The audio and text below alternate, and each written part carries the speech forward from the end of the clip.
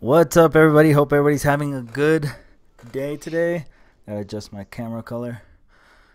There we go. Well, now I'm all blurry. There we go. Hey, what's up? So, yeah, I'm joined by a special guest, Charles. What's up, Charles? How you doing today, man? Crazy day today. Yeah, doing pretty good. Things are things are going here in South Carolina, man. Our weather, I think summer and winter are fighting for custody of us right now because So, it can't make its mind up. We went from snow to 80 degrees yeah. to tornadoes to snow again within 1 week. It's wild. Jeez. Is it normally like that over there? No. Um, this is one of the craziest winters that I remember. I mean, it's like it's just constantly having mood swings or something. One day it's cold, like literally yesterday, rainy, cold, and then we get up today and we're near 70s. It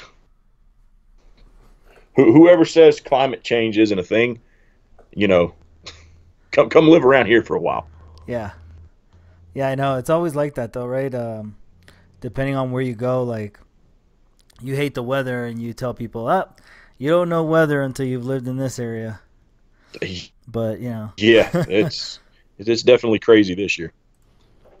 All right, folks. So today on the show, we wanted to discuss a couple things going on. Obviously, Bernie Sanders had a huge win over the weekend. That was great. Major congratulations to him for that. You know, we kind of question Bernie Sanders' campaign a lot. At least I do. But it comes from a good place. You know, I want the candidate to be a lot better than what he is. So, you know, you tend to focus on those spots where he might be a little weaker and try to put some attention on that. So that's kind of where it comes from. But yeah, we got to give him props for that, man. And then, you know, Tulsi Gabbard's making moves. We want to talk about Tulsi Gabbard's podcast. She's doing some pretty interesting things with her channel, as well as, you know, what's upcoming, which is South Carolina primary and Super Tuesday. That's going to be exciting, right? A lot of people, a lot of states voting. Uh, it seems like Yeah. Bernie's set up to do well. What do you make of that? I mean, looking at Nevada, he was off to the races, man. I've said this in a little bit in a previous video. I'm honestly I'm suspicious. I'm really suspicious. I'm in the back of my mind. I'm thinking, okay, the DNC has backed off a little bit um, because they got kind of caught with their hands in the cookie jar, perhaps, with what happened in Iowa. The whole coin toss thing went pretty viral. Tons of YouTube channels were talking about it. I talked about it. I know Jimmy talked about it. People were tweeting about it. Tulsi even tweeted about it. Right. I mean, it got caught plain as day on video camera, basically rigging in that caucus, sitting there rigging a coin toss. So again, a part of me is sitting there saying, is the DNC just backing off because they got a little too much heat on them and they're trying to maybe not keep it seeming so obvious, maybe let some heat die down and then step back in the later months? Yeah. Or are they just going to step out of the way altogether? I have a really hard problem believing that they're going to do that. Which is funny because doesn't that go against what they want to do, which is stop Bernie, right? So you might their ego seems to be getting in their way, which benefits Bernie's campaign. And that's exactly right. Their end game is to stop Bernie, but to tell you the truth, and the radical independent, David Spurrier, he laid out this case pretty good too. With how many people are still running, it could be argued Bernie may have to continue to have these Nevada type moments in order to secure the proper amount of delegates, perhaps, to win at the convention in one round, which he's going to have to do. Yeah. He's going to have to take it on the first round. If it goes to a second round, done. Stick a fork in it because those super delegates are coming out. And we all know that they're not going to go behind a Bernie Sanders. That's, as we say in the South, that's got a snowball's chance in hell of happening. They're going to go behind either Pete, Klobuchar, Joe Biden, whomever, but it ain't going to be Bernie. So he's got to do this and catch it in the first round, or the rest is going to be history. Yeah, so folks, as we allow more people to trickle into the live chat, there's some other things that we were going to touch on too later on in the show. But I did want to talk about Trump reaction to Bernie Sanders' win, because I feel like a lot of people are downplaying his, you know, his all of a sudden being fair and honest about, what's going on with Bernie Sanders. And a lot of people are just kind of chalking it up to the Pod Piper strategy, where they're trying to build up Sanders because the Republican establishment feels like this is our best chance to win. This is a literal socialist, calls himself a democratic socialist. That's the Republicans' dream, right? To run up against that, but they're undermining the appeal and kind of the new generations kind of seeing past all that. But in a way, it's kind of like the Democratic establishment, right? They're both establishment. They think like that. They think very one-dimensional. But what do you make of that? What do you make of that situation where Trump is taking this on? Do you think it's conniving on his part, or you think that it might just be genuine Trump? Could be, could be. As far as any kind of cheering on of Bernie Sanders and the fact that they're basically trying to imply that he wants to run against Bernie. I believe there was some stuff that leaked out some time ago that basically said, he told donors pretty much, yeah, that would suck. Bernie's stuff is just too popular. Okay. Even if you have an issue like me or you've had with Bernie Sanders on policy, that is not really where most of our issues lie with Bernie. Our issues are how close is he going to stick to holding, locked tight to these policies and not bowing down to the establishment. But off of what he's saying, we're in pretty much agreement. We like, I would say being, modest 90% probably of what he's saying. I know on my end, I like a lot of Bernie's message, healthcare and things of that nature. So the argument that it's going to be, a cakewalk for Donald Trump to, beat Bernie Sanders, no, not buying that one. But the establishment, of course, is going to want a lot of people to believe that. Mainstream media is going to tell you that it would be too easy, that Bernie's just too radical, this and that. I mean, case in point, the establishment gets along very well together. Our lovely Lindsey Graham from South Carolina, just came out not too long ago speaking about the upcoming Democratic primary, came out basically saying that, he liked Joe Biden and Joe Biden was a good friend of his. Right. So these people are all connected at the hip. Yeah. Don't forget, a lot of those people were the never Trumpers, and then they switched around. Remember when Trump was kind of coming up? So, yeah, that's another thing that that's another thing that affects Bernie as well, right? Is that the mainstream media is trying to say, oh, well, Bernie's going to have a hard time, getting these the liberal establishment to go behind him and some moderate Democrats, even though he won with every demographic, including moderates in Nevada. They keep saying no, he needs to work to bring those people. But you already see people like Mayor Bill de Blasio, who's an establishment person, as establishment as the rest of them. And he's, you start seeing these people slowly falling in line and saying, all right, we can't miss this train, we got to either jump on it or be the people who get run over by it. Like, they're starting to make that calculation, I feel like. Well, they see it coming, and they're going to run on the platform to try and get reelected. Some could argue that's been the case for a lot of people that have already tried to run for president this time around. Kamala Harris, of course, tried to sign on to Bernie's Medicare for All bill, and of course waffled on it later in the game. But, a lot of them have tried to attach themselves to Bernie Sanders' coattails to basically say, hey, we're very similar to this guy. Warren has tried it. But a lot of people are seeing through it. And for anyone who hasn't seen through it, I would, speculate as to say it's probably because they haven't examined their records very well. Right. You've got to look at someone's track record and see where they've been on certain issues over the years before you go believing that they are, Bernie Sanders 2.0 in a younger, maybe different gender body or whatever, that, their track record didn't add up. Yeah, let me make sure So I a lot of these understand. people are, of course, going to jump on board because turns out Bernie's not pushing really radical ideas. He's been saying this a long time. A lot of these ideas were talked about years ago, and they poll very well with the American people. The mainstream media just tries to scare the American people away from them. Right, right. So I'm gonna play this quick clip for everybody because this kind of ties into our next topic. So you had people like Chris Matthews. You're familiar with Chris Matthews, right, Charles? Right. MSNBC's Yeah, finest. MSNBC's finest. He made that comparison about Bernie Sanders' victory in Nevada being akin to like in World War II when the Reich went into France and overwhelmed and then the French general. Anyways, I don't want to over describe it. Let's just play it here real quick. I think I have it queued up. Sources. I'm getting After this from Matthews' David comments Dole, on- so I don't like the guy too much, but shout out. Got to give credit. All right, here we go. Before getting into tonight's news, I want to say something quite important and personal. As I watched the one-sided results of Saturday's Democratic caucus in Nevada, I reached for an historical analogy and used a bad one.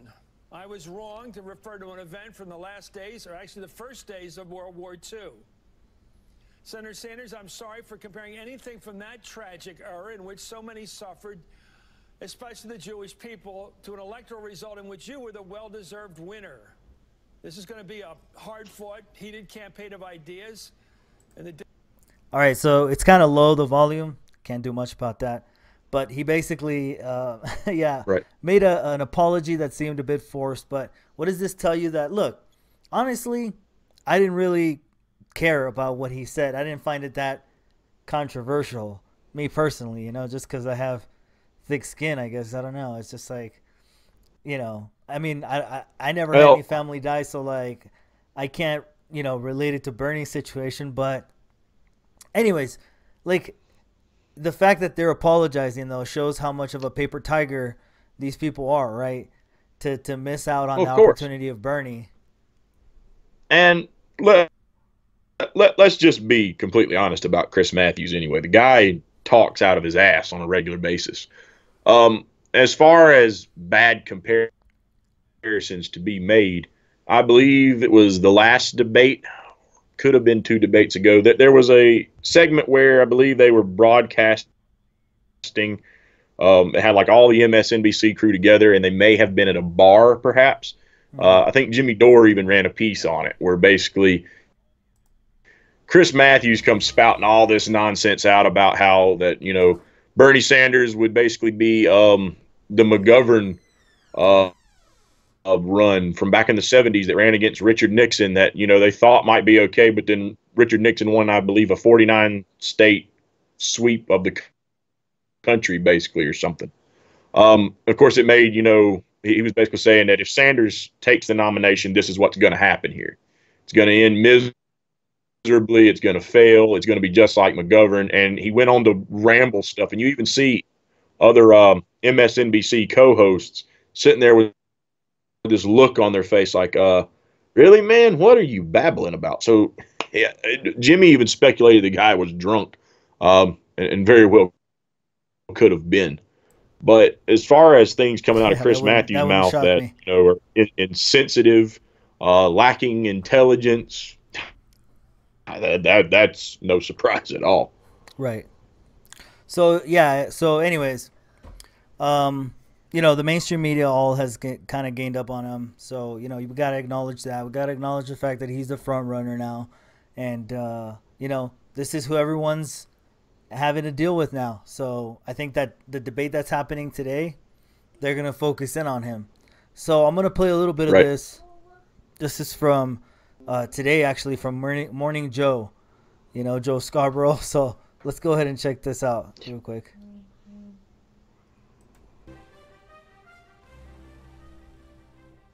Is a good thing. Okay. What? I don't even know what to say, Willie. I don't know what to say because he said. Oh, sorry. So just so people know, this is relating to the Cuba allegations. So I wanted to touch on that before we move on to other stories. Bernie's also getting accused for the Cuba thing. What do you make of that? Like initially, before we watch the rest of this. The whole Cuba comparison that they've tried to attack him with, um, it's bogus. It's bogus. I mean, the fact that you could say you can't give credit to anyone because they are a bad person. If they did 100 acts and 99 of them were bad and one was good, you can't give credit on the one because they did 99 things bad. Right. That's absolutely preposterous. You can give credit to someone without saying that they are, a saint, basically.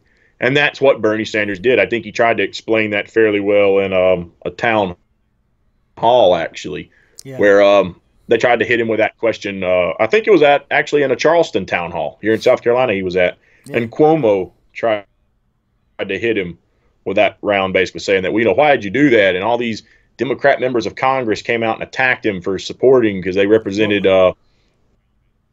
Florida, basically. Yeah, they keep, and he came out and he said, look, Florida part of it, like with these Florida voters. But hey, so yeah, address the Florida thing, but also like, being in South Carolina and all, like, what do you think those people are thinking about their choices right now? Like, what do you get a sense of? I know it's a pretty conservative area. Honestly, yeah, Florida is pretty conservative. I would say it's probably not as bad as South Carolina, though, at this point. Florida, just demographic wise, you've got a lot more mixture in Florida, beaches and things of that nature, so it draws a lot more in. There really isn't a whole lot to attract people to South Carolina. The only thing you're getting here is, wild weather, bad roads, and old mill hill towns, pretty much. The cities really don't have all that much in them, so you're not really drawing in very much to want to come see. I mean, people come, people tour, but it's nothing like Florida. So you're not drawing in all these other demographics. South Carolina, in my opinion, is probably a lot more red than Florida is. And I would say proof of that being you could see a Democrat mayor or governor pop up in Florida. You could see, Democrats get elected to Senate and things like that. But you don't see that in South Carolina. It is red, red, red, red, red all the way across the board. So South Carolina is definitely going to be a hard one for the Democrat Party to ever win in maybe a general election. As far as what people are looking at as probably the best choice, Bernie's crept up. Bernie's crept up in South Carolina. He's right behind Joe Biden at this point, but unfortunately, I have Joe to Biden be honest was up by 50 about my fellow South Carolinians for a moment. I think a lot of it's just coming down to name recognition. I believe that. I really do. And the reason why is because there's just so many people that I encounter in my own backyard, and they just don't know what's going on. It's not to say everyone in the state doesn't, but most just either don't follow politics that I encounter or follow it enough and do their own homework that they know the truth. They rely too much on what mainstream media tells them and pay half attention. Proof about Bernie. I'll bring this up real quick. We were talking pre-show. My grandpa, I mentioned it to you, was blue-collar Democrat. I've heard that man praise FDR for years. His parents came up Great Depression, so they were right there when FDR, came into office and tried to turn things around. And a lot of what they felt from the Great Depression and how they felt about FDR carried over into him since he was born in the 40s, But that being said, he feels that way about FDR. And then I was talking to him just today. We were talking about the primary coming up on Saturday. And he said, well, Bernie seems good, but I don't like what he's doing on health care. And that, honestly, I didn't know how to react to that because I would not have expected that from someone who was very big on FDR. What's funny is the mainstream media tries to run away with that messaging, too, where it's like, oh, no, every single voter is ideologically tuned to what's going on. And if you put these three candidates together, Biden, Klobuchar, and Warren, then watch out, Bernie, because then everyone's gonna align behind this like amorphous of a centrist candidate, and it's like you just articulated there with that example. That's not the case. That's not how people think about these things. Not at all. I mean, some people, Not their at all. second choice is Pete, and they like Bernie as their first choice. So it's just like, American voters, they're not a monolith or whatever. They're not. Unfortunately, you could look at this as perhaps a good thing and a bad thing, and this is just my opinion. People could agree or disagree with me on this, but I feel like for all the problems that we see we have in this country, we're still a strong country and have a lot of things that other countries haven't had to deal with. For example, we really not had to face war and things like that in our backyard in a long time. And it's because certain things I feel haven't really impacted us here at home, that a lot of people have taken getting involved and watching what goes on with their government. They've taken it for granted. Now, I feel like there's a growing movement amongst young people to a degree that are wanting to get more in tune to know what's going on in politics. But a lot of people tuned it out because, they're too spoiled and they've been living a comfortable life to some degree, and they just don't feel the need to, get involved or pay attention to politics. And I'll give you a perfect example of that. I run a YouTube channel talking about politics all the time.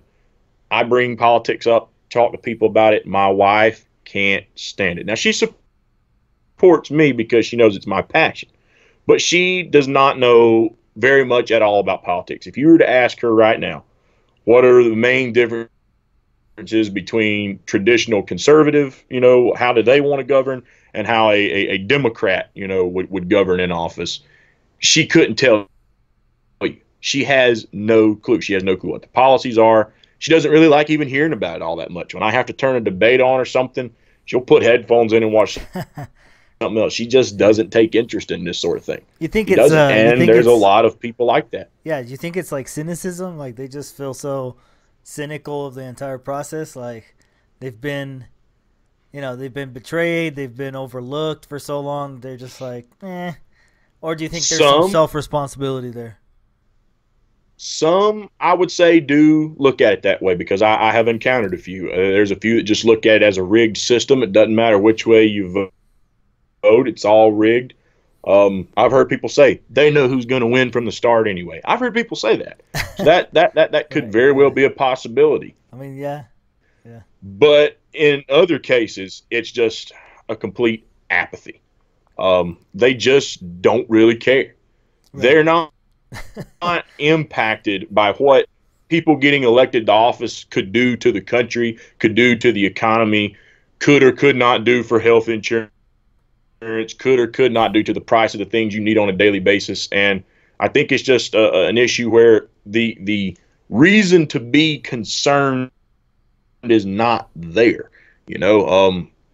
People can get hit economically, but I feel like it's one of those things, you should try to put some emphasis on to your kids. Hey, you should pay attention to this stuff because, you're a kid right now, but what's going on right now might affect the world you have to live in later on. And I don't think that a lot of people have done that. I know in my wife's case, for example, her mom doesn't pay that much attention to politics. So since she never really said much to her about maybe you should pay attention to this, I feel like it just kind of rolled right into her, that apathy, So, and here's what kills me, to show you, I guess, to give you the best example here of what I mean by that apathy.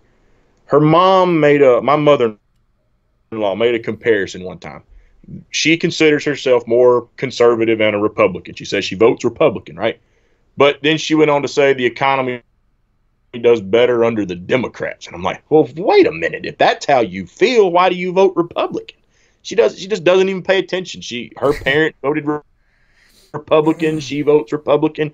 It's just a continuing thing. It's tribal politics. There, you know who the people around you support. You hear half that message. You say, okay, it sounds good. Sure, I'll go vote for them.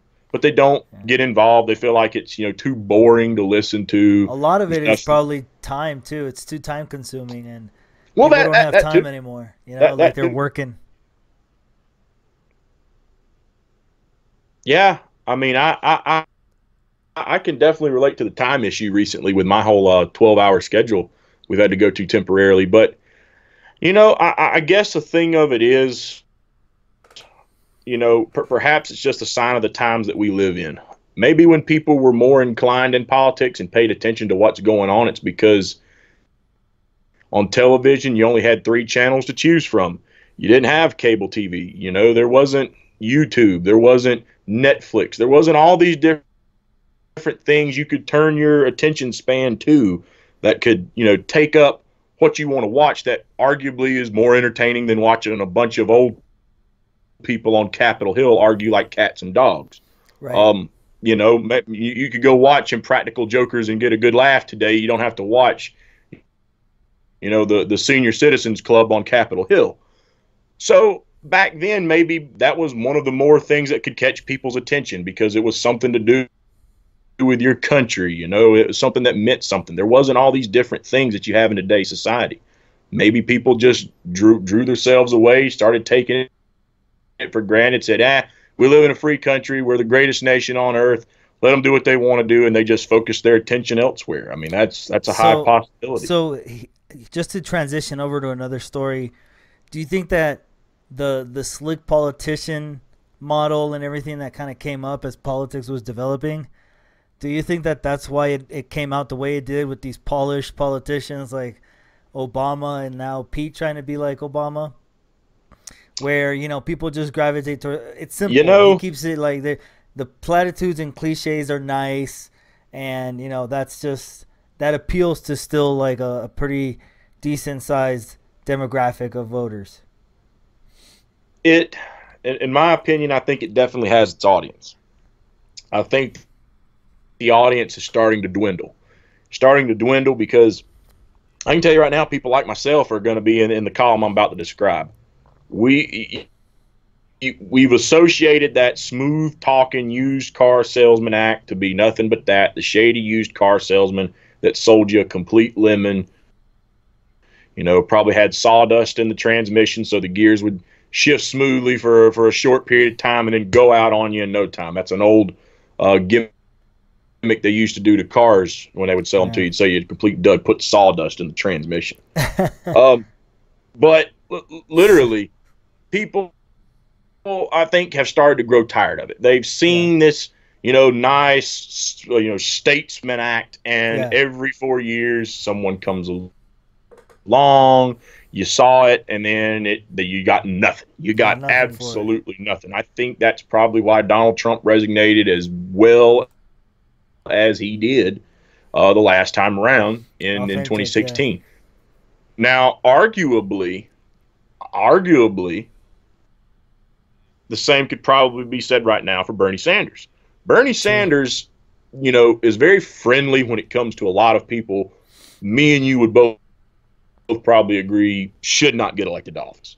Joe Biden, Amy Klobuchar, a lot of these people, we obviously don't support their policies, but he can come across as still being very, very friendly to these people. But when he gets on that debate stage, and when he really hits his stride, he starts tapping into that problem that the everyday worker has.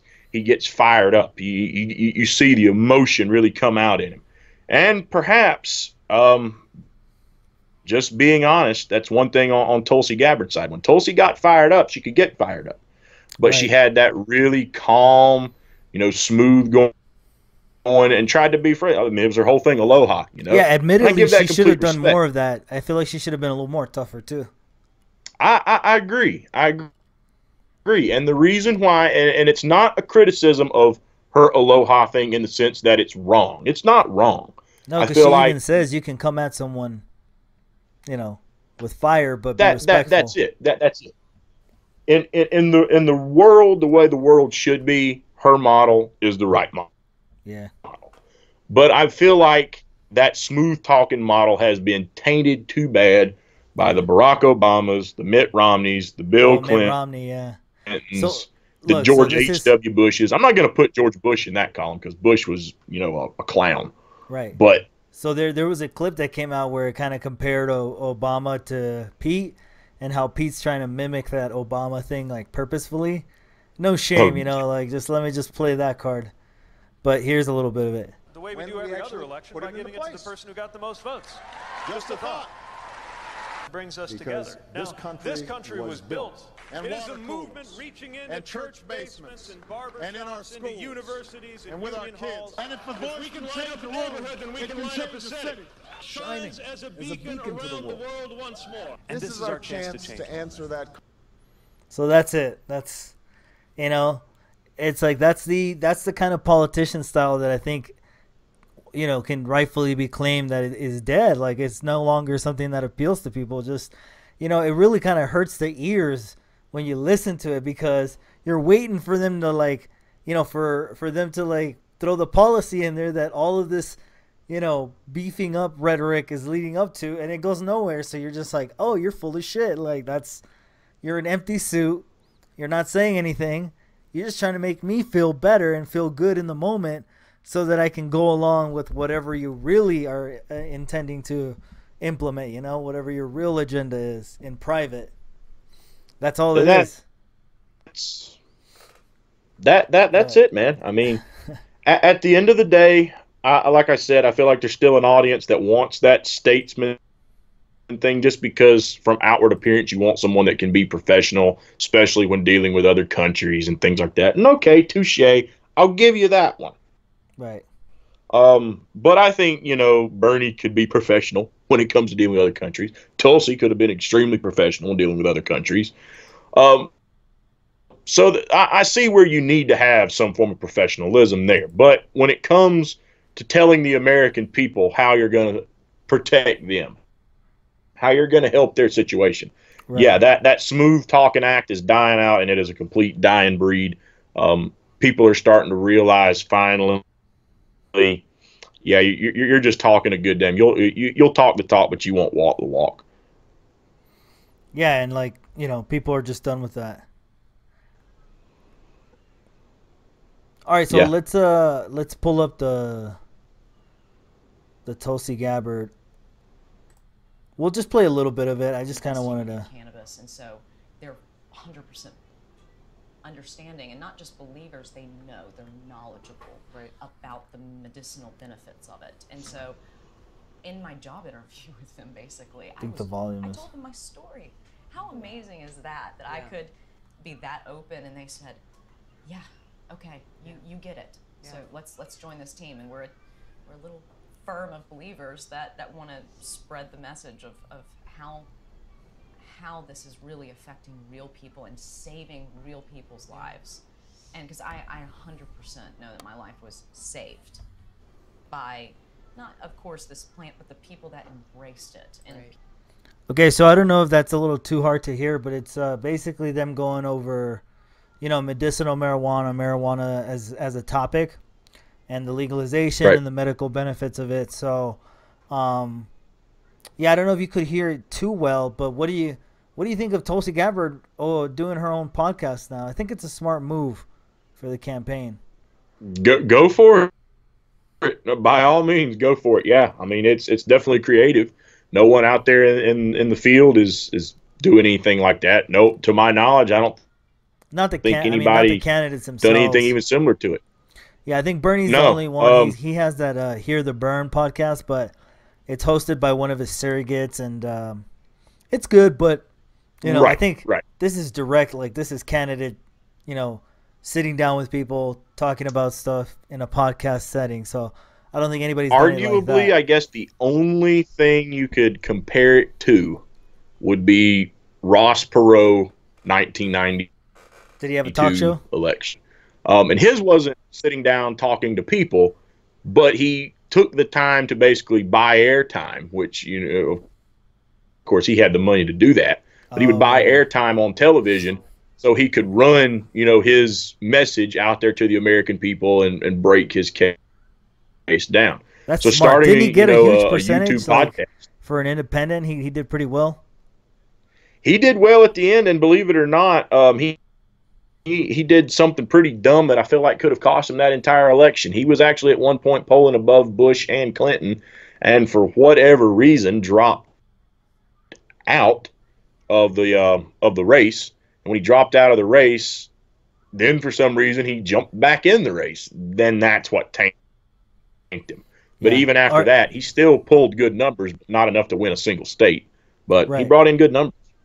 Yeah, definitely. All right, so we're getting a little bit of news here. I wanted to confirm it for everybody, but apparently there's a phone call, man, and it's Donald Trump talking about deleting some tweets.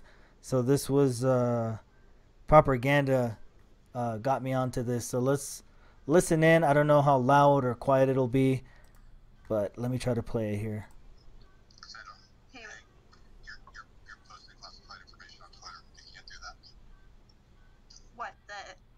I'm not posting classified information. Yeah, Rick. Yeah, that's classified. Yeah, Rick's role was classified. You can't do that. ABC News already reported it. That's where I saw it. Yeah, but not his role. You are posting things that are classified and no one knows it has not been reported. That was reported by ABC News. Yeah, I know what was reported. I see what you're tweeting. What you're tweeting is not what was reported. Someone's going to go to jail. You need to stop this. Yeah, Julian's in jail right now because of this. I don't want to go to jail. Well, I mean, I'll delete my tweet only because you're saying that you'll get in trouble. I don't want to go to jail. Please, I'm begging you.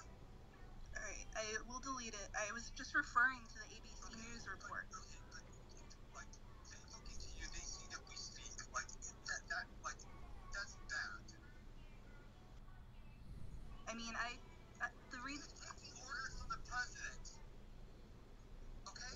So you're going to punish me because he took orders from the president? I wasn't punishing you. I was tweeting from an ABC News report. Okay. Remember, I called you about it. I'm begging you, please. Alright, I will delete the tweets. Thank you. Okay, man, so I don't know if you could hear it too well, but it's basically kind of a frantic call between this, this lady, whoever she might be, and it seemed like this official, right, that, was kind of telling her indirectly, like, hey, this is coming from, Commander-in-Chief, the president. And, I guess she tweeted a story, relating to, I believe, Assange. Is that kind of what you got from that? Yeah, seems like whatever she tweeted was something that there was a story on ABC News and something about, he didn't want her to go to jail like Assange. I was having a little bit of trouble hearing. I was having to kind of lean in and turn my volume all the way up. Yeah, but, I think that's on my end. But apparently she writes for some pro-Trump outlet, and I guess it says here, the Gateway Pundit. But anyways, this seems pretty interesting. It seems like it might have some legs. At this point, a lot of people, nothing shocks me about Trump. So forcing people to delete tweets, if this is what it is, blatant, it wouldn't surprise me, honestly. It'd be just like, oh, that's another thing he did. Nothing's shocking anymore. Wow. But it did seem like that was pressure from her higher ups to just be like, look, we need to seem unified here. Why are you retweeting, stories from, news outlets that just broke this story? So that's like the most innocent. That's the most innocent I'm willing to go for these people. Is that they had some imaginary concern that hell was going to come down on them if their people were participating and stuff like that. But I mean, worst case scenario, this is like an orchestrated thing. But either way, it doesn't shock me. Very, very well could be. Yeah. Yeah, I mean, Trump's pretty unpredictable, man. You never know what's going on. With the whole fake news accusation thing going on, he's been saying that for how long? Right. If you tweet something out, that turns out to not be correct, and let's be completely honest, we've seen some retractions over the last few years under the Trump presidency that he's really tried to drop the hammer on them for. I think actually ABC News has been hit with 2 of them. I forget what it was, but I think it was Joey Behar that came out on on The View, as somebody had supposedly confessed. It may have been might have been Cohen, or it could have been whenever it was the whole Mueller investigation, that they basically broke news. Someone had confessed to something, basically, and the implication being, okay, it's over for Donald Trump, and it turned out to be completely false news, caused the stock market to go way down that day.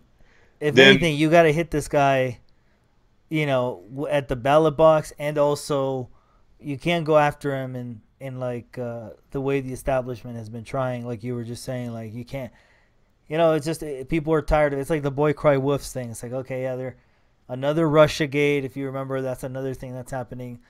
And what's funny is that, of course, what's funny, just to transition over to this other story I really wanted to talk to you about, with Trump praising Bernie, is that, you know, they first initially came out with the Russiagate 2.0 story after Trump, again, saying, oh, they want Trump. And then they said, oh, guess what? They also want Bernie too. So when, you know, people were kind of, revolting, or, you know, saying, no, we don't believe that, they got backlash for it from Trump. They turned their guns on Bernie and used it on Bernie. And then, you know, this whole thing culminated in like a soft, hidden, take back from the intelligence agencies, where the news outlets were like, well, now the intelligence agencies are saying that this might have been a little exaggerated regarding the Russia thing. You think? You're claiming that Putin's betting on the two horses that are running against each other. That's, well, you're definitely bet to win. You know, you're a bet to win if you're going to bet on both. Both of the only contenders. Well, and let's just be honest about interference in our elections here, okay? Obviously, the mainstream media has, for a long time, been painting Russia to be a big bad boogeyman, okay? But does anybody believe that Russia feels it's in their best interest to constantly stay at conflict with the United States? I mean, I don't see where anyone with half a brain would think that makes any sense. Yeah. Okay? Honestly, I feel like they would probably rather get to a point where we can start trying to coexist to some degree. Now, the establishment has pretty much made it clear they've got no intentions of doing that. The establishment's bought off by the military-industrial complex, so we have to keep a new Cold War arms race going with them. We have to keep pumping up our military budget. We have to try to keep them weak so we can stay on our top seat as, you know, the biggest power in the world, basically. Okay, so the establishment's certainly not going to do that. So what chance do you have? You know, bring in maybe an outsider, maybe someone that's not an establishment candidate. Bernie is viewed by a lot of people as not being part of the establishment. Okay, so why wouldn't they go for someone who might actually be willing to sit down to a table and try to get along, you know, and things of that nature, to work something out, use diplomacy instead of missiles. Okay, that makes perfect sense. But if you want to get into the world of saying no, they should not be allowed to interfere in our election, now you open another can of worms. In theory, yes, no one should interfere in other people's elections, but you've got a problem there. One, we do it, and we've got a history of it in this country. Our CIA has interfered in elections for a long, long time. Okay, so if we're going to tell other countries not to interfere in our elections, maybe we need to set the example and stop interfering in other countries' elections. That also being said, why are we critical of the Russians interfering in our elections, yet Saudi Arabians and the UAE can interfere in our elections all day long and hardly anything gets said or done about it? Only thing we can see that got done about the UAE pumping money into the Clinton campaign and Donald Trump's inauguration after he won was that apparently some stuff came out and some people got charged, but it certainly wasn't the candidates that took the money, and it's not high-ranking officials of those countries. It's just a couple of people who were basically the mules that carried the money from point A to point B.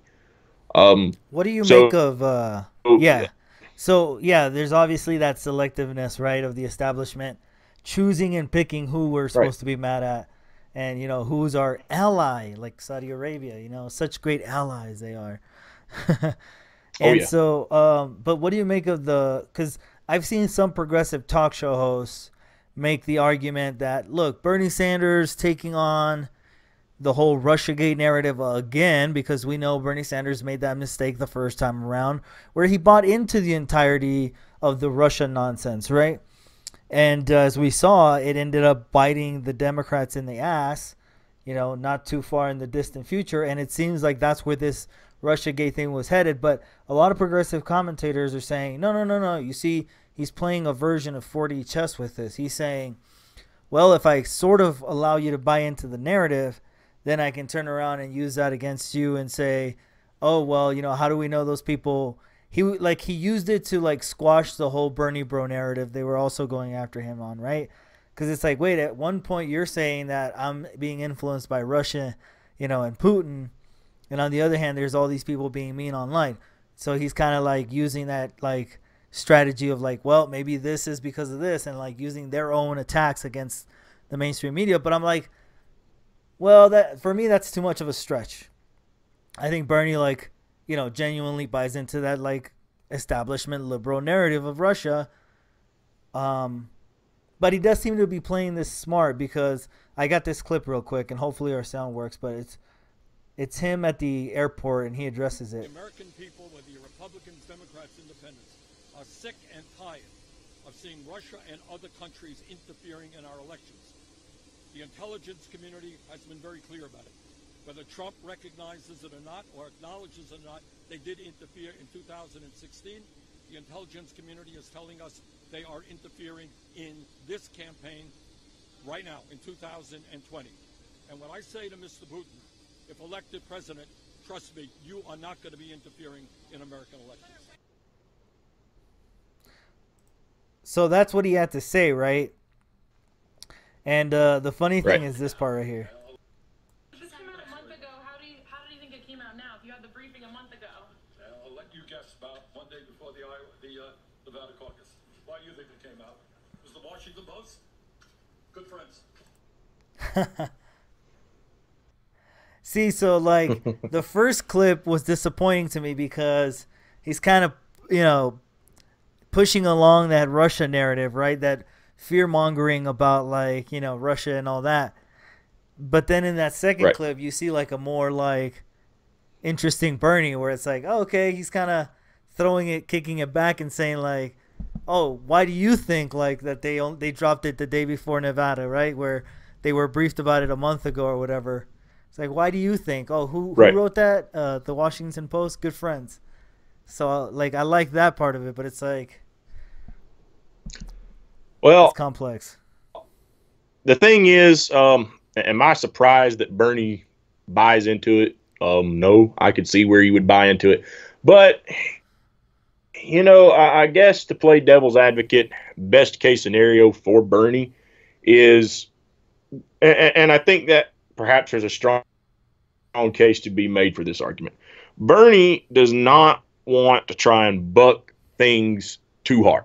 We've clearly seen that. That's why he said he would endorse and go out and help whoever wins this nomination to try to win, whether that be Biden, Wine Cave Pete, whoever. He said he would do it. He said he would do it. Okay, and he did it last time around for Hillary Clinton.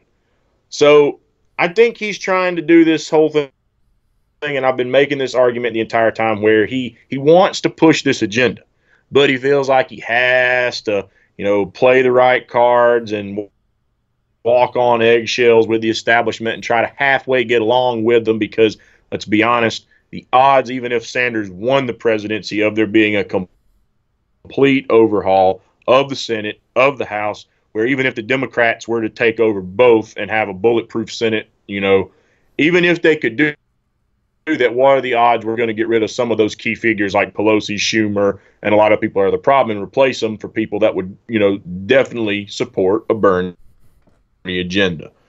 Perhaps he's looking at it from the stance of, okay, I have to work within the system, which is kind of an accepting of defeat to some degree, I would say. But maybe that's best case scenario for how he's looking at this. And he knows, perhaps, if he comes out and bucks the whole mainstream media narrative about Russia, they're going to smear him. They're going to attack him even more so than they do now because they've got the soundbite to add to it. They can try to release a story that says, hey, the Russians want Bernie to win. But then he comes out and does exactly what the establishment has done and the mainstream media does. You know, they're trying to interfere in our elections, but I'm letting you know you're not welcome. I don't want you interfering in my election. I'm here for the American people, not for Vladimir Putin. So perhaps he's doing it simply as a smart tactic to play politics so they can't get sound bites, even if deep down he knows that it's all baloney. Right. But we know what's going to happen to somebody who comes out and bucks their narrative. Tulsi Gabbard has had a season full of smears thrown her way, but she is also not cowered down to speaking out about when the mainstream media is lying about something, when they're trying to, paintbrush a certain issue, make it seem like one color when it's actually another. The Bashar al-Assad thing, the gas attacks in Syria. She'll go out and she'll say that. But what has happened to her as a result of it? Right. So another thing is, Trump is definitely bucking that narrative, though, of the Russia thing, right? Calling it nonsense. Well, Trump's bucking the narrative, but Trump can buck the narrative because he's been calling mainstream media out as being fake news and everything since before he got elected president, and it resonated with a big base, So that definitely to buck the establishment to some degree, I think is completely appropriate. But at the same time, I think the last thing that Bernie or any of the Democrats want in this climate is to be associated with Donald Trump. And that's going to happen if he starts to buck some of the same things Trump's saying they're lying about. If Trump comes out and says that they're lying about Russia, and Bernie comes out and says the same thing, then they've already said the Russians want both of them to win. Now they're going to try to lump him in with Trump, everything else, and there's just a group of people, as we discussed earlier, don't follow politics, couldn't care less, but they've heard things about Donald Trump. They've heard that Donald Trump is a orange-skinned, yellow-haired jackass, and they don't like him. And so when the mainstream media comes out and says, hey, look, Donald Trump and Bernie Sanders, they have a lot of the same ideals. They say we're lying. They say our intelligence lies to you. Lump them in with Trump, and then everybody says, well, I don't want that guy anymore. I think it could just be a distancing thing. It works for Trump and his base, but for someone trying to run against Trump, could hurt him. Yeah, I think you make a really excellent point there. Although you shouldn't underestimate Trump, right? Because, like you said, the mainstream media and the DNC are all already running against Bernie Sanders, though. And so the frustrations that I come at it with is, if they're already running against you, why not just run against them back, And if you get, lumped in with Trump, I don't think that can hurt you. If anything, that'll help you, because it kind of addresses the fake, outraged talking point that the mainstream media uses against Bernie, which is you need to get those moderate voters. Well, in a way, if the mainstream media and the DNC are already running against Bernie and Bernie toughens up and starts running against them as well, then that's going to project him onto regular people as, oh, this guy, like Trump, is bucking the establishment, and I like that about Trump. But if I can get all these policies that Bernie is advocating for, even if I can't, just vote for him, based on off the chance that maybe one or two get through. So I think there is that dynamic at play with some people too, where it's like, if they do lump him in with Trump, that can almost help him, because there is that appeal from Trump to people that we have to kind of be realistic about. Well, it'll help in a lot of ways, yes. It'll help with people who actually do their homework, of course, because they realize Bernie's actually, growing a pair in a certain way, and he's taking a stand and telling the truth. To hell with the consequences, basically. I'm going to stand on what I know to be true or believe to be true, and I'm going to stand by it. Stick to my guns, That'll help in a lot of ways there. Where it's going to potentially hurt are the people who already hate Donald Trump from the Democrat Party. You're running on the Democrat ticket. You're going to need to at least try to carry your own base while trying to pull in the moderates, trying to pull in the independents, and get them over to win the election as well. Trump's going to have a pretty strong base, man. A lot of those Trumpers out there. There's a few moderate Republicans that just don't like Trump's style, but for the most part, especially with some of the games the Democrats have been playing, fumbling the impeachment and everything else, they're ready to go to bat for Donald Trump. So, but again, this goes for Democrats and Republicans and even some independents probably. There's just some people that just don't investigate politics enough to know the truth. When they turn on the nightly news at night, they're going to tell you that Russia did X, Y, and Z, and they're going to believe it. I've heard people say it that just don't follow politics. They believe Russia's this big bad boogeyman they've painted him out to be, but you're running on the Democrat ticket. And there's not many Democrats that are still considering themselves Democrats who really like Donald Trump. And so if they're not following politics too closely and you get lumped in, some people who follow the politics, and, me, you, Jimmy Dore, David, people who actually read into these things, or even some who watch our shows, obviously, they're trying to get that information from another source because they know what they're getting on TV is BS. They're going to look at it and they'll say, okay, good thing. You're standing up, you're telling the truth, and you're not just bowing down. It'll help you there, but for the people who don't go on YouTube, don't follow it that closely, I feel like it could hurt. And unfortunately, there's still, especially with new YouTube algorithms trying to turn you away from channels like this, mine and yours, to showing you the CNN clip, the MSNBC clip about an issue or what have you. There's still a lot of people that get their information from there. And if they're only pulling information from there, I feel like that's the roadblock. No, yeah, I agree. Again, whether it's actually the case or not, I feel like perhaps from Bernie's perspective, he may just be trying to play it safe and not take any chances on it. He's clearly shown that when the rubber meets the road, he would rather try to play nice and get along than get into too much conflict with them. That's why he what do you make of the other Hillary side last time. Yeah, what do you make of the other side of it, though, Donald Trump as a strategy? Because, look,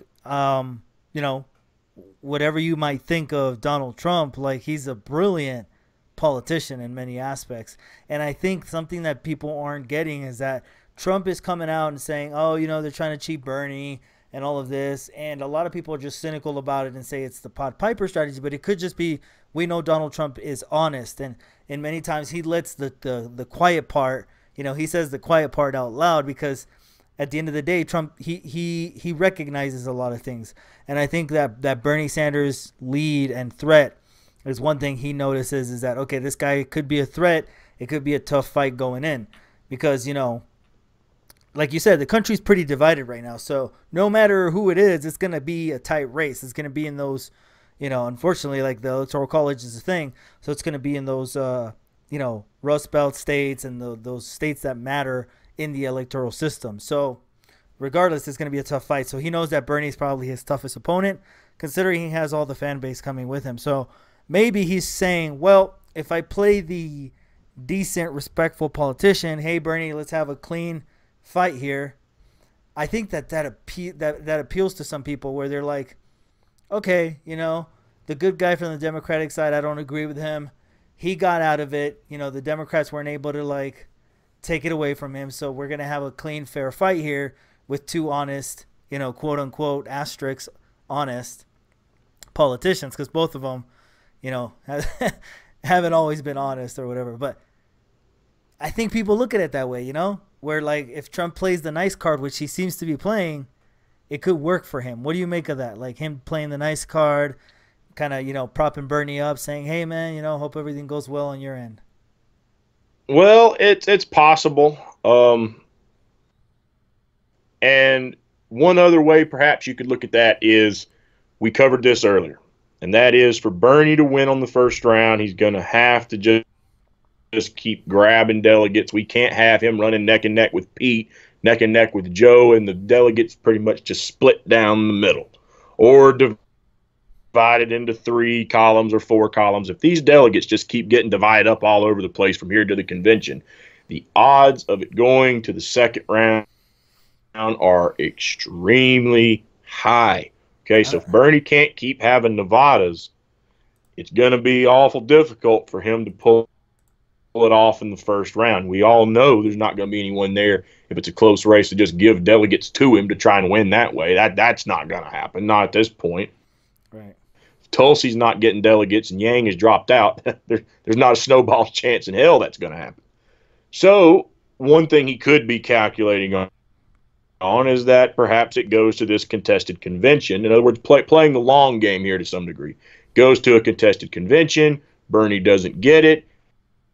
And in the meantime, I've been telling the American people that they were screwing over Bernie. Then they screw over Bernie, and just like last time around, he is possibly going to try and say, hey, look, I called out the corruption, and then try to pull some of those same people back to his side of the aisle, just like he did last time around when Bernie got screwed. They voted for Bernie in the primary, voted for Trump in the general election. Now, I would say either one of those stand, a high possibility. But the thing about him playing fair or playing nice, yeah, he could be doing it right now, but I have a really hard time believing that if it became Bernie Sanders versus Donald Trump on a general election debate stage, that Donald Trump is going to play nice. That's just not that man's style. Getting down in the mud, name calling and slur throwing, that's Trump's MO. Yeah, that's a good point. He may be playing nice now. Right, like maybe he is just playing the Pied Piper strategy. Who knows, man? It just, I like to see the good in people, and it was kind of an optimistic thing where you saw Trump like, hey, man, he did good. He ran away with it. Bernie has a strong crowd behind him. It's going to be a tough fight.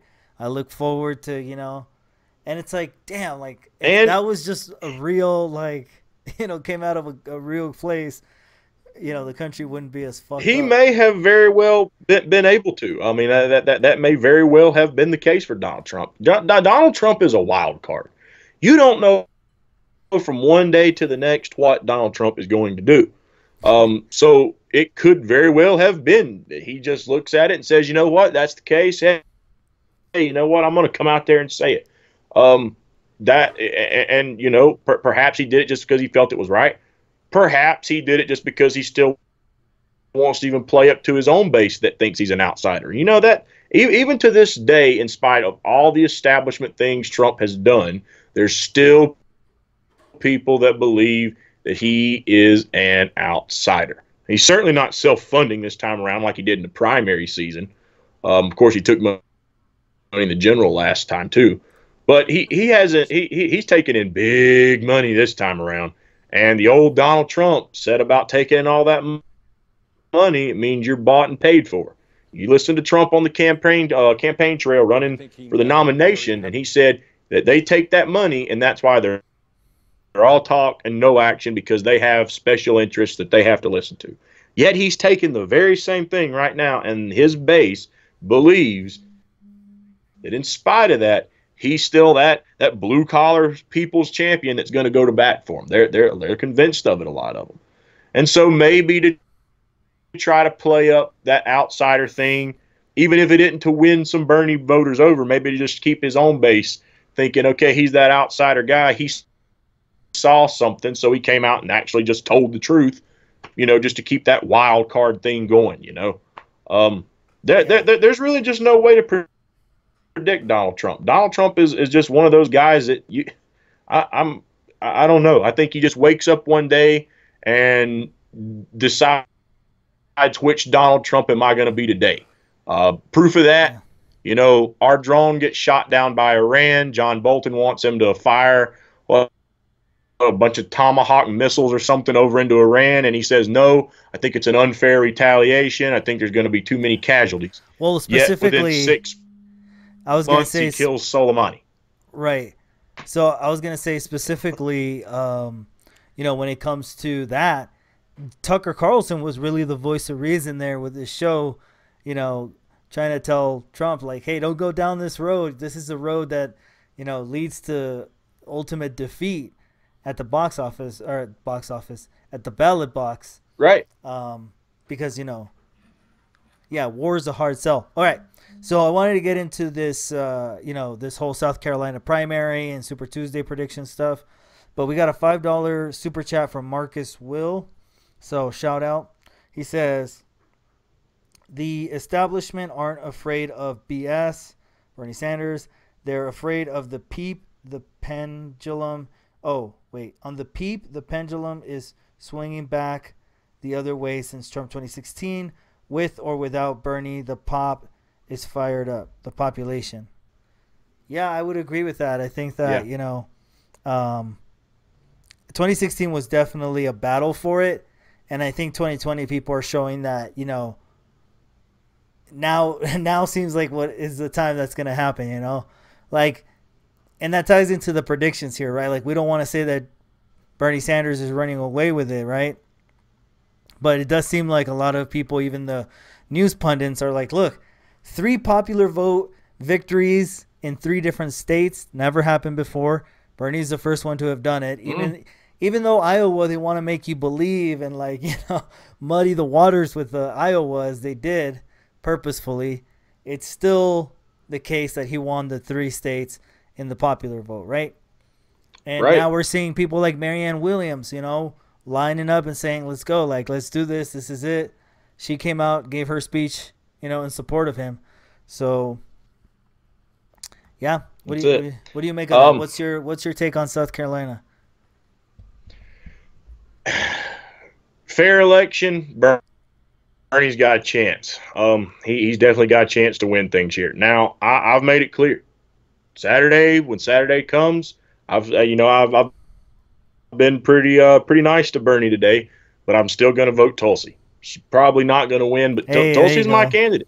Tulsi's my candidate. I wish Bernie all the best. I'd far rather see him win South Carolina than Joe Biden, but I don't vote against a candidate. I vote for who I think's the best candidate, so I'm not afraid to vote for someone even if they don't win a single delegate.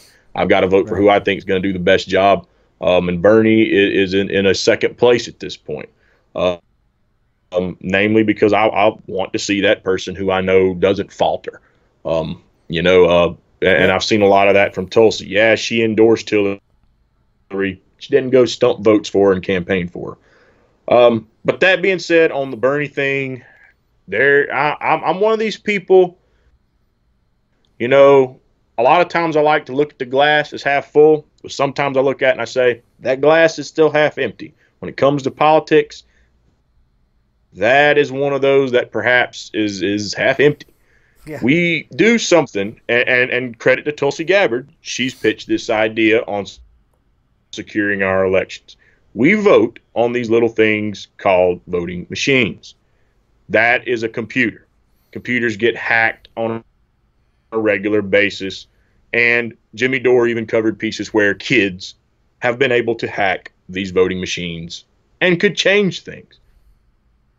So anyone I would recommend that's planning on going out to vote, Tulsi Gabbard or Bernie Sanders, I would recommend you get a paper ballot because they're supposed to have them on hand if you want one to fill it out that way.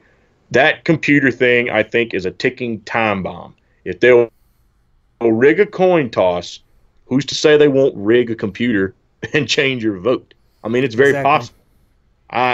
If you're going to vote Bernie from here to the convention, get that paper ballot, definitely. Or if you're going to vote Tulsi, get that paper ballot. Do not leave it up to a computer, because to me that's just a problem waiting to happen.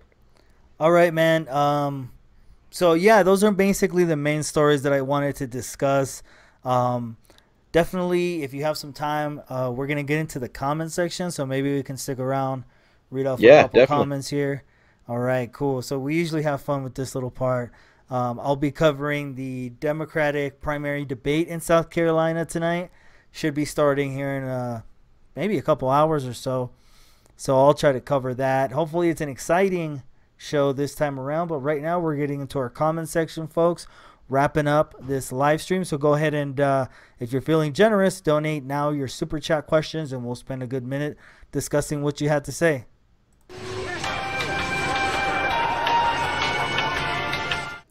All right. So, yeah, we talked about a little bit about, Bernie making his headwind. We talked about Tulsi Gabbard, starting her podcast, making different moves, figuring out maybe where she's going to be best positioned coming up in the next couple of weeks. And we also talked about South Carolina, a little bit about Pete Buttigieg. So keep those questions coming in. Give me just a moment. You might want to put me on mute real quick because I'm going to have to let my dogs out. My wife's coming home, okay? All right, go ahead. I'll be right back with you. All right.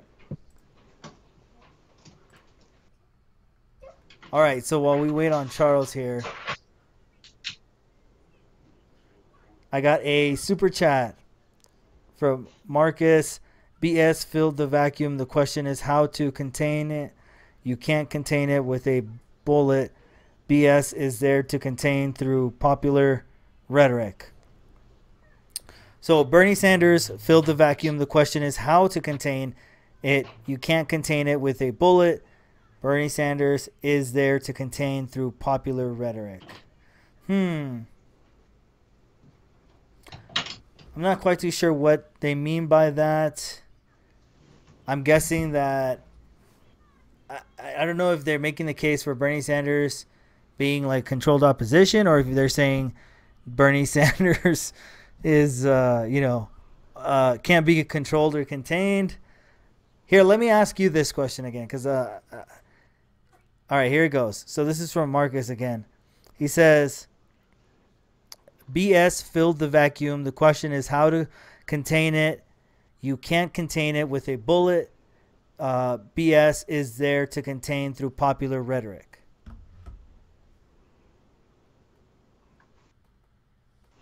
I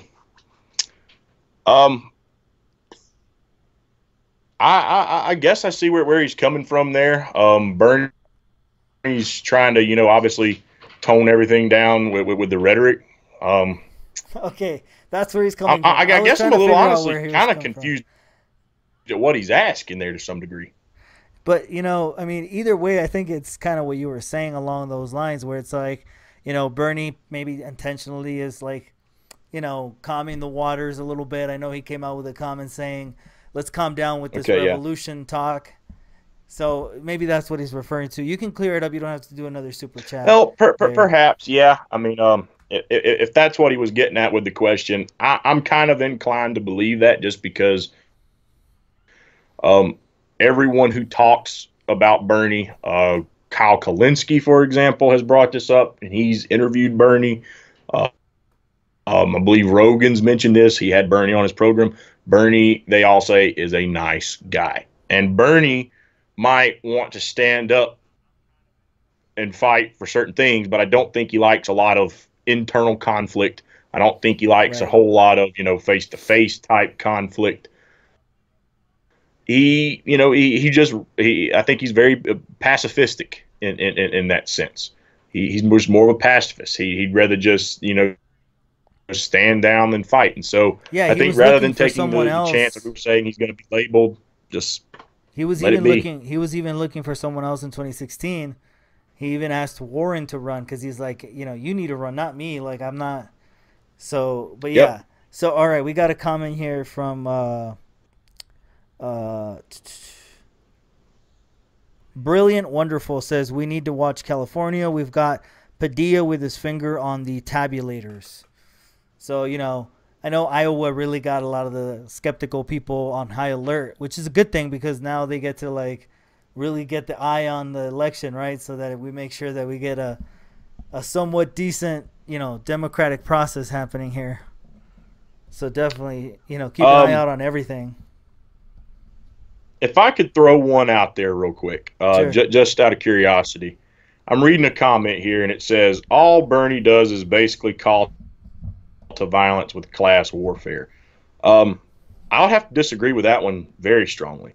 I don't think Bernie calls to violence. Bernie is calling out what's going on in the country. If anyone's causing any violence from it, it would probably be the status quo politicians that made such a divide and crushed the middle class.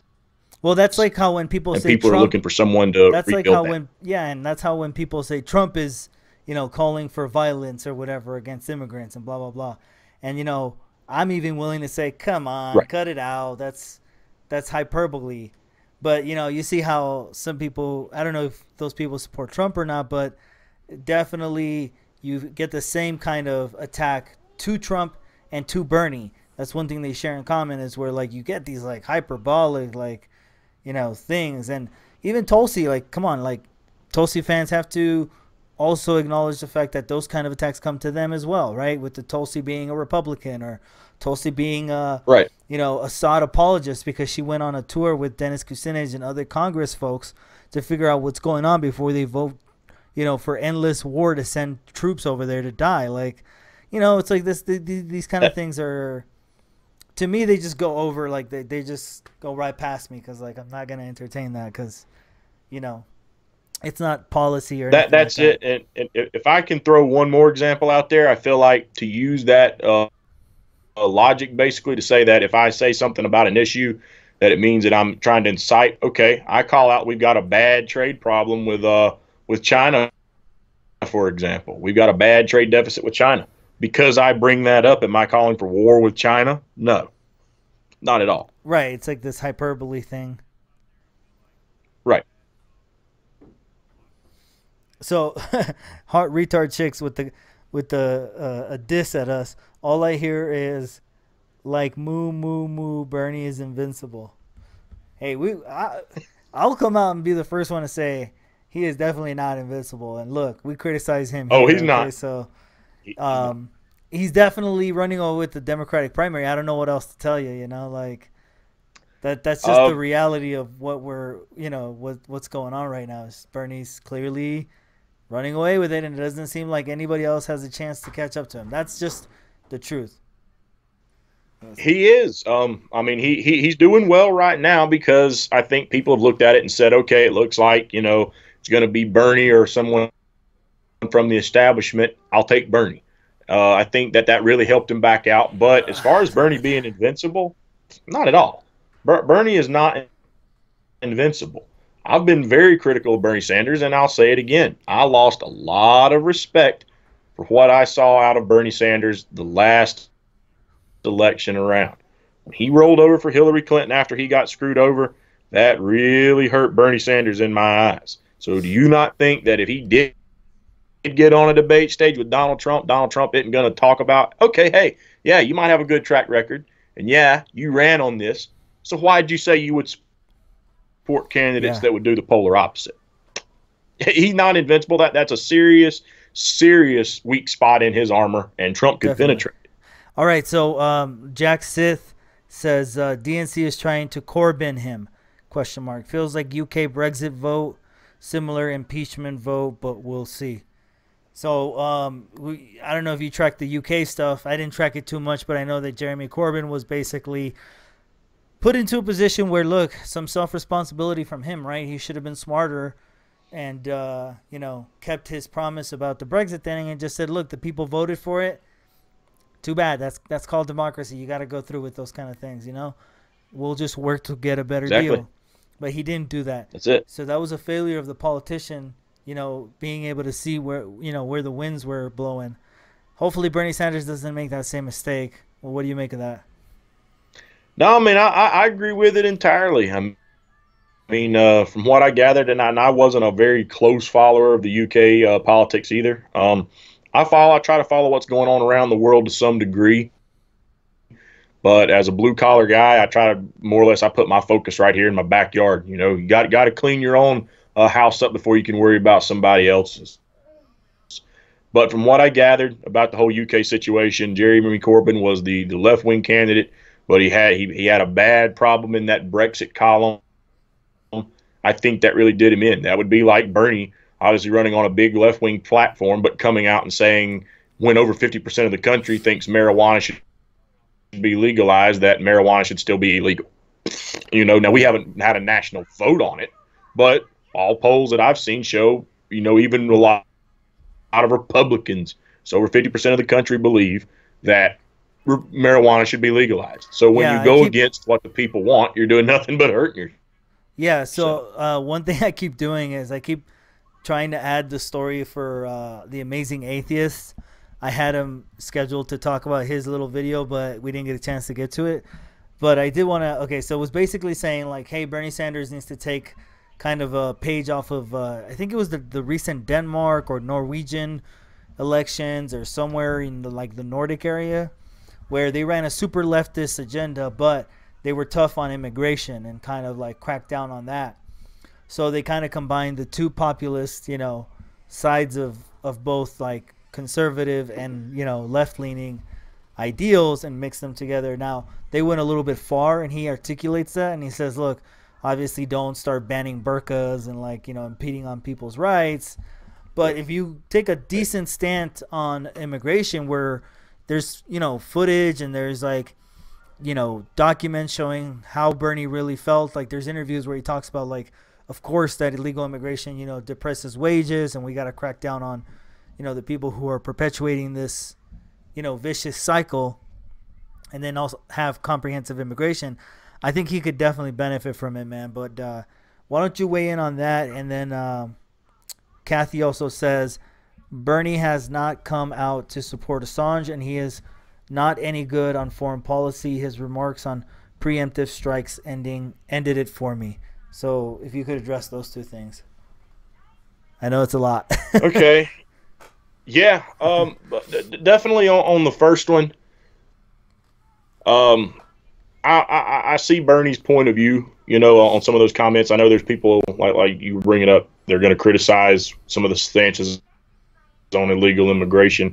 There's definitely problems that need to be worked out, but at the end of the day, he does have a point to a degree.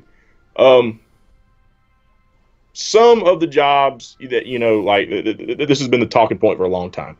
If we got rid of all, illegal immigration, what are you going to go do? Pick your own, fruit or whatever, because, stand out in the California sun for so many hours a day, sweating your ass off, trying to pick your own, fruits and vegetables, whatever. That's just not something you find a lot of, us white people out there doing anymore. Bill Maher even said they would wilt away, basically.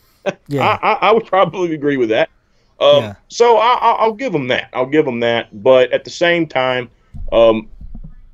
you can't. I know I may even catch hell for this. You can't have an open border system either. Which again, I haven't heard anyone advocate for. But anyone who's going to go against Bernie for saying that, don't lump Bernie in there because Trump has talked about immigration. Say the fact that Bernie says something that they're two of a kind. That's just not true. You have to have a system of law and order there to some degree. Now, is our system the way it should be? No. Should there be reforms? Yes. Should we perhaps look at how hard it is to get into this country? Certainly. Okay, there's a lot of things that need to be looked at there, and unfortunately, when we hear the term comprehensive immigration reform, that is just a bunch of gibberish. People say it, nothing gets done, nothing changes. That's why I hope he articulates it's just better, a way of saying we're going to effective. try and do something to do nothing. He needs to implement a more effective strategy. So I got two more or so comments here, people. I know I saw some interesting. One thing I want to throw out there real quick ahead. about the Assange thing. I'm right there with you on Julian Assange. Bernie Sanders that was Kathy's question. certainly should have supported Julian Assange. The fact that he hasn't is another one of the things that I don't particularly like about Bernie. Yeah. Certainly could be something, as people, like we said earlier, a chip in the armor and a weak spot that he could be attacked on. Assange is an ally, in my opinion, to the same people Bernie Sanders appeals to. Bernie should definitely have said something about Assange, and the fact that he hasn't, don't like it.